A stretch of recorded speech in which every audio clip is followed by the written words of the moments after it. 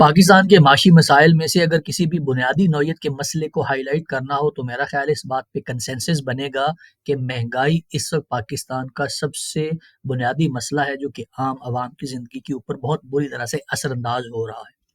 पाकिस्तान चूंकि इस वक्त आईएमएफ के प्रोग्राम के अंदर भी है, तो आइए देखते हैं कि आईएमएफ के रिसर्चर्स, आईएमएफ के थिंक टैंक्स और आईएमएफ से एसोसिएटेड इकोनॉमिस्ट क्या समझते हैं कि पाकिस्तान में महंगाई की बुनियादी वजह क्या है। इस वक्त आपको स्क्रीन के ऊपर डॉक्टर मोहसिन एस खान का प्रोफाइल नजर आ रहा है, जो से रिटायर हो चुके हैं, लेकिन आईएमएफ की वेबसाइट के ऊपर इनका प्रोफाइल अभी भी मौजूद है।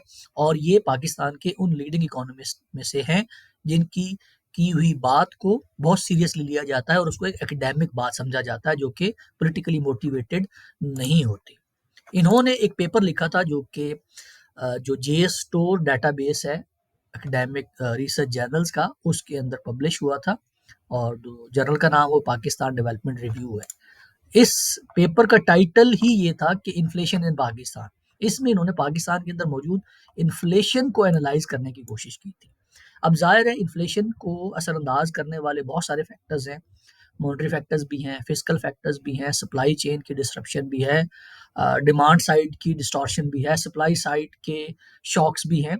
लेकिन इन्होंने अपने जो रिसर्च है उसका जो फोकस था वो ये रखा था कि जो मॉनेटरी फैक्टर्स हैं पाकिस्तान के अंदर, वो कैसे असरअंदाज होते हैं पाकिस्तान के अंदर महंगाई के ऊपर। और इनके जो रिजल्ट्स हैं वो इस हवाले से काफ़ी इंटरेस्टिंग है कि इन्होंने एक नई बात कॉइन की कि मॉनेटरी फैक्टर्स पाकिस्तान में 1 साल बाद असरअंदाज होते हैं। पाकिस्तान के अंदर किया जाने वाला कोई भी मॉनेटरी फैक्टर के मुतल्लिक फैसला पाकिस्तान के अंदर महंगाई के ऊपर, इन्फ्लेशन के ऊपर असरअंदाज होगा 1 साल बाद। इस वक्त पाकिस्तान के अंदर मौजूद महंगाई को अगर आप ट्रेस करना चाहते हैं तो आपको 1 साल पहले के मॉनेटरी फैक्टर्स को देखना होगा कि उस वक्त पाकिस्तान ने मॉनेटरी फैक्टर्स के अंदर क्या क्या फैसले किए। और हर अच्छे रिसर्चर की तरह इन्होंने भी मॉनेटरी फैक्टर्स को डिफाइन भी कर दिया कि मॉनेटरी फैक्टर्स का मतलब क्या है। वैसे जब कहा जाता है मॉनेटरी फैक्टर्स तो जो सीधी बात जाती है वो अमूमन सेंट्रल बैंक की तरफ जाती है कि जो सेंट्रल बैंक है वो चूंकि बुनियादी तौर पे जिम्मेदार होता है मॉनेटरी पॉलिसी का, तो सारे वो काम जो कि सेंट्रल बैंक करता है उनको हम मॉनेटरी फैक्टर्स या मॉनेटरी पॉलिसी कह देते हैं। तो अपने पेपर के जो पेज नंबर 3 है, इस पेपर का लिंक मैं डिस्क्रिप्शन में डाल दूँगा। आप पूरा पेपर अगर देखना चाहते हैं तो देख सकते हैं, लेकिन उसके लिए आपके पास जे स्टोर का एक्सेस होना भी ज़रूरी है। तो ये पब्लिकली अवेलेबल डॉक्यूमेंट नहीं है, आपको इसको डाउनलोड करने के लिए जे स्टोर की मेंबरशिप लेना होगी। तो इस पेपर के पेज नंबर 3 के ऊपर जाके वो डिवाइड करते हैं कि जो मॉनेटरी फैक्टर्स हैं, पाकिस्तान में महँगाई की बुनियाद बनने वाले वो कौन-कौन से हैं। और उन्होंने जो मॉनेटरी फैक्टर्स डिफाइन किए हैं उनमें सबसे पहला मॉनेटरी फैक्टर ये डिफाइन किया है कि पाकिस्तान के अंदर जो सप्लाई है ऑफ द मनी है और क्रेडिट है टू द प्राइवेट सेक्टर, ये पहला मॉनेटरी फैक्टर है।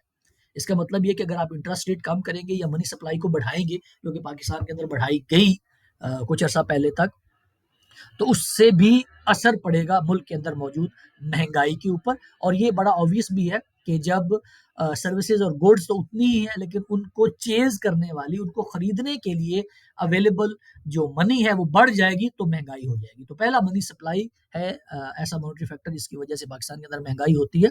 दूसरा इंटरेस्ट रेट है कि अगर आप इंटरेस्ट रेट को कम रखेंगे तो पाकिस्तान के अंदर महंगाई ज्यादा होगी, क्योंकि जो बोरिंग होगी कम इंटरेस्ट रेट की वजह से वो ज्यादा होगी, और जब बोरिंग ज्यादा होगी तो स्पेंडिंग ज्यादा होगी, जब स्पेंडिंग ज्यादा होगी तो डिमांड जनरेट होगी, और जैसे डिमांड जनरेट होगी तो उसका नतीजा ये निकलेगा कि मुल्क के अंदर महंगाई बढ़ जाएगी। उसके बाद तीसरा फैक्टर उन्होंने कहा जी एक्सचेंज रेट है। तो अब एक्सचेंज रेट का फैक्टर महंगाई को कंट्रीब्यूट कर रहा है, ये आईएमएफ के किसी बंदे के मुंह से सुनना बड़ा अजीब लगता है और बड़ा मानीखेज भी लगता है, क्योंकि हमें तो ये बताया जाता है कि इंटरेस्ट रेट को आप फ्री फ्लोट करें। 100 के ऊपर क्यों रोका हुआ है, 105 के ऊपर क्यों रोका हुआ है, इसको फ्री फ्लोट कर दें, आपकी एक्सपोर्ट्स बहुत बढ़ जाएंगी। तो आईएमएफ का रिसर्चर कह रहा है कि अगर आप मुल्क के अंदर एक्सचेंज रेट को फ्री फ्लोट कर देंगे, बढ़ने देंगे डॉलर की कीमत को, तो इससे भी महंगाई पैदा होगी। अब जिस आर्ग्यूमेंट के तहत एक्सचेंज रेट बढ़ाया जाता है, पाकिस्तान ने पिछले 5 सालों में 100 रुपया एक्सचेंज रेट के अंदर डॉलर की कीमत में इजाफा किया है। तो क्या ये 5 सालों में अगर 100 बढ़ाया गया है तो तकरीबन 20% हर साल हमने डिवेल्यूएशन की, तो क्या ये 20% हमारी एक्सपोर्ट टू जीडीपी रेशियो में भी 20% हर साल इजाफा हुआ है? Answer is no. हमारी तो शायद एब्सोल्यूट टर्म्स में भी 20% हमारी एक्सपोर्ट्स नहीं बढ़ी। तो हमने 100 रुपया एक्सचेंज रेट बढ़ा के उस 100 रुपए के मुकाबले में अपने मुल्क के अंदर महंगाई का एक तूफान ले आए, और हमारे जो बैरूनी कर्जे हैं without taking any further loans उनके अंदर भी हमने इतना इजाफा कर लिया। और अब आईएमएफ का बंदा खुद ये कह रहा है कि अगर आप एक्सचेंज रेट को फ्री फ्लोट कर देंगे, बढ़ा देंगे, तो मुल्क के अंदर महंगाई भी आएगी। और फिर आखिरी जो मॉनेटरी फैक्टर है वो सप्लाई साइड का है कि अगर वीट की प्राइसेस बढ़ जाएंगी या किसी भी कमोडिटी की प्राइसेस बढ़ जाएंगी तो सप्लाई साइड के जो फैक्टर हैं वो भी महंगाई के ऊपर असरअंदाज होते हैं। तो आज की वीडियो में हमने ये समझने की कोशिश की है कि महंगाई को समझने के लिए आईएमएफ क्या कहता है। आईएमएफ की ज़बान से हमने ये सुना कि जो आपका एक्सचेंज रेट है that is one of the factors जिनकी वजह से पाकिस्तान के अंदर महंगाई होती है। तो आईएमएफ के प्रोग्राम में होते हुए जितने भी न्यो लिबरल इकोनॉमिस्ट हैं वो हमें ये कह रहे हैं कि आपने पाकिस्तान के अंदर जो फ्री फ्लोटिंग एक्सचेंज रेट है इसको इंश्योर करना है ताकि आपकी एक्सपोर्ट्स बढ़े। तो डॉक्टर मोहसिन अनस खान तो ये कह रहे हैं कि अगर आप फ्री फ्लोट करेंगे तो आपके मुल्क के अंदर महंगाई भी बढ़ेगी।